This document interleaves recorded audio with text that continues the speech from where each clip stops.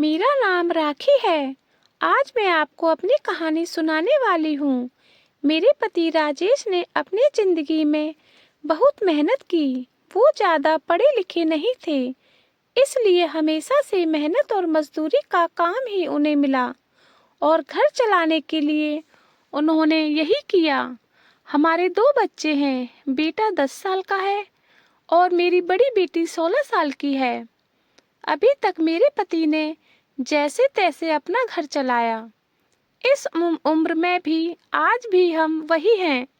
अगर काम नहीं करेंगे तो खाने को नहीं मिलेगा, घर नहीं चल पाएगा, बेटा और बेटी की पढ़ाई पूरी नहीं हो सकेगी। मेरे पति की जब ऐसी स्थिति नहीं थी कि वो मेहनत और मजदूरी कर सकें, उनसे अब यह काम नहीं होता था। अब हम क्या करेंगे? कैसे अपनी जिंदगी को आगे बढ़ाएं, कैसे कमाएं? मुझे और मेरे पति को यही चिंता खाई रहती थी। नौकरी नहीं है और अब क्या? फिर मुझे एक दिन बैठे यह ख्याल आया कि क्यों ना हम एक छोटा सा ढाबा खोल लें, शहर के बाहर, जहां से वाहन और गाड़ियां आती जाती हैं। वहां टीन का एक छोटा सा छपरा बनाकर चाय और खाने का एक छोटा ढाबा खोल सकते हैं। मैंने अपने पति से कहा। उन्होंने कहा कि दुकान खोलने के लिए पैसे। मैंने कहा, टीन का छपरा लगाना है, बस उसके लिए पैसे लगेंगे। बाकी सारा खाने बनाने का सामान हम घर से ले जा सकते हैं। थोड़े पैसे मैंने अपने परिचित से मांगे ताकि हम अपना छोटा सा ढाबा शुरू कर सकें। उनके मन में भी अभी भी संकोच था और वो बार बार मना कर रहे थे, लेकिन मैंने कहा हम एक बार कोशिश करते हैं और ज़्यादा कुछ नहीं लगेगा। कुछ दिनों तक मनाने के बाद वो मान गए और हमने एक छोटा सा ढाबा शुरू कर दिया। पहले दिन मैं और मेरे पति वहाँ अपने ढाबे पर बैठे थे, लेकिन कुछ खास लोग नहीं आए। ढाबा छोटा और ऊपर से सभी खाने वाले पहले ही अपने ढाबे फिक्स किए होते हैं कि उन्हें कहाँ पर रुकना है और खाना है। हमारा पहला दिन निराशा भरा था। कुछ दिन ऐसे ही गए। कोई इक्का दुक्का कोई चाय पीने रुका करते थे, लेकिन इतना नहीं होता कि हम उनसे अपना घर चला सकें। मेरे पति फिर से किसी काम की तलाश में लग गए। उन्हें एक काम मिल गया जहाँ पैसे कम थे लेकिन कम मजदूरी थी। उन्होंने वो कर लिया, लेकिन मैंने ढाबे पर जाना नहीं छोड़ा। अब मैं अपने बेटे और बेटी के साथ वहां जाने लगी। हमने हिम्मत नहीं हारी और धीरे धीरे कुछ लोग हमारे यहाँ आने लगे। एक महीने में ग्राहक और भी ज़्यादा आने लगे। कोशिश करते करते अब हमारे यहाँ रुकने लगे थे। उन्हें घर जैसा खाना मिल रहा था, इसलिए हमारा छोटा सा ढाबा चल निकला। मेरे पति जितना कमाते उससे ज़्यादा अब ढाबे से कमाई होने लगी। देखते ही देखते हमने जो छोटा सा ढाबा खोला था, उससे हमारी आर्थिक स्थिति में बहुत सुधार हो गया। जो कर्जा लिया था वो भी उतर गया। हमें एक नई उम्मीद मिल गई है। सब कुछ अच्छा चल रहा था। ढाबे को खोले 6 महीने हो गए थे। हमारे चेहरों पर रंगत आ गई थी, लेकिन फिर ऐसा कुछ हुआ जिसके बारे में मैंने सोचा भी नहीं था। एक दिन घर से जब हम लोग ढाबे के लिए जा रहे थे, तब मेरे पति कहते हैं, ढाबा आज से बंद, कोई भी अब वहां नहीं जाएगा। यह कहते वक्त वो थोड़े बड़े गुस्से में थे।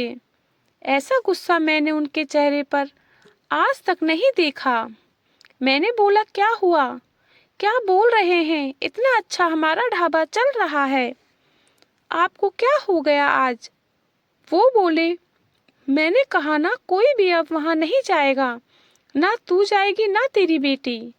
मैंने बोला, आप शांत हो जाइए, आपकी तबीयत ठीक नहीं है, आप आराम करें, हम लोग इस बारे में बात करते हैं। वो और ज़्यादा गुस्सा हो गए। कहा कि कोई ऐसी बात नहीं होगी, मैं जितना कमाता हूँ उतने से ही घर चल जाएगा। तू अब वहाँ नहीं जाएगी। मेरे पति का ऐसा रूप मैंने पहले नहीं देखा था। उस दिन मैं ढाबे पर नहीं गई, लेकिन जब वो शाम को आए तो उनका मुंह उतरा हुआ था। मैंने सही समय देखकर उनसे बात की और पूछा, क्या हुआ, आपको ऐसा क्यों बोल रहे हो? वो बोले कि मेरा मुंह मत खुलवा, मैं सब जानता हूँ कि तू क्या कर रही है। मैं तेरे साथ इतने दिनों तक वहाँ रहा, तब वहाँ कोई नहीं आता था और मेरे जाते ही ढाबा चलने लगा। आखिर ऐसा भी क्या हो गया? मेरे तो होश ही उड़ गए। वो क्या बोलना चाहते थे मैं समझ गई। ऐसी बात वो भी शादी के इतने दिनों बाद। उनके मुंह से सुनकर मुझे यकीन ही नहीं हो रहा था कि यह मेरे पति हैं। मैं एकदम खामोश हो गई। रात को मेरे आंसू नहीं रुक रहे थे। मेरे मुंह पर अब ढाबे का नाम भी नहीं आया। इस तरह की बातें सुनने के बाद मेरा अब कुछ करने का मन ही नहीं किया। उस दिन से खामोश हो गई। अब कुछ करने को कहने को बचा ही नहीं था। मैंने सोचा कि उनको कोई सफाई नहीं दूंगी, वो अपना काम करते रहें। लेकिन उनकी कमाई कम थी, उससे अच्छे से गुजारा नहीं हो पाता था। कुछ ही दिनों में जो पैसा जमा किया था वो खत्म हो गया। करीब 3 महीने बाद ही उनकी तबीयत खराब हो गई और वो बिस्तर पर आ गए। काम नहीं कर पा रहे थे। मैं जैसे तैसे उन्हें संभाल रही थी। घर में जब पैसा खत्म होने लगा तो कर्जा लेने की नौबत फिर से आ गई। मैं चाहती थी कि कहीं किसी के घर जाकर खाना बनाने या बर्तन धोने का काम करने लगूं, लेकिन उनकी तबीयत खराब थी और मैं नहीं चाहती कि किसी भी बात से कारण वो फिर से उसी तरह की बातें करें। एक दिन वो बिस्तर पर थे, मैं उनके लिए खाना बना रही थी। तब उन्होंने मुझे बुलाया। बोले, मैं जानता हूँ उस दिन के बाद तुम्हें बहुत परेशान कर रही है, लेकिन और तुम्हें लग भी रहा होगा क्योंकि तुम्हें यह कैसे बोल सकता हूँ, लेकिन वो शब्द और बातें मेरी नहीं थी। मेरे कानों में ऐसी बातें आई थी, अपनी रिश्तेदारी में ऐसी बातें हो रही थी। मैंने अपनी बीबी और बेटी को अकेले वहाँ छोड़ दिया।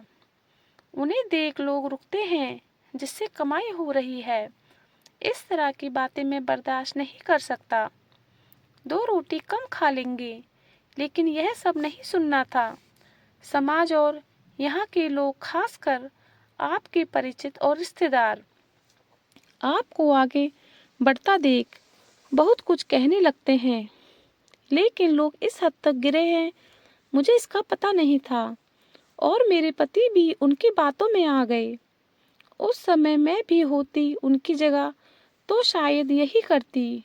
मुझे भी उतना ही बुरा लगता, वही फैसला लेती जो उन्होंने लिया। मैंने उन्हें कहा कि कहाँ है वो शुभचिंतक जो अब आपकी मदद के लिए नहीं आएंगे? जाइए, आप उनसे पूछ लीजिए। हमारे घर में खाने को नहीं है, आपकी तबीयत खराब है। आप बताइए कौन आया अब हमारी मदद करने के लिए? दुनिया किसी को खुश नहीं देख सकती और अगर कोई मेहनत करके आगे बढ़ता है तो सारे प्रयास करके उसे पीछे धकेलने की कोशिश करती है। और आप उनकी बातों में आ गए, वो लोग सफल हो गए। आपको बात बनाना है। अब अगर हम भूखे मर भी जाएं तो भी उन्हें बातें मिल जाएंगी। वो लोग कुछ समय तक बोलते, अगर हमें कोई फर्क नहीं पड़ता तो वो थक कर हार मान लेते और पीठ पीछे ही इस तरह की बकवास कर सकते हैं। सामने आने की तो उनमें हिम्मत भी नहीं है। उस दिन मेरे पति की आंखें खुल गई। उन्होंने कहा कि तुम सच बोल रही हो, मैं ही पागल था। लोगों को सफाई देने और उनके आगे अच्छा बनने में अपना नुकसान करा लिया। जब हम गलत नहीं हैं तो हमें सफाई क्यों देना, क्यों डरना? मुझे माफ कर दो। हमें अब नहीं बदलना होगा अपनी सोच, और अगर नहीं बदले तो हमें क्या अपने कर्म करते रहना चाहिए? क्या अब हम फिर से कुछ कर सकते हैं? मैंने कहा, अभी भी देर नहीं होती है, हम अब भी कर सकते हैं। मेरे पति बोले, मैं भी अब तुम्हारा साथ दूंगा, अगर तुम चाहो तो। मैंने हाँ कहा और फिर एक बार कोशिश की। थोड़ी मुश्किल हुई, लेकिन धीरे धीरे गाड़ी फिर पटरी पर आने लगी। दोस्तों, अगर आपको कहानी अच्छी लगी हो तो लाइक करें, सब्सक्राइब करें और शेयर करें। थैंक यू दोस्तों।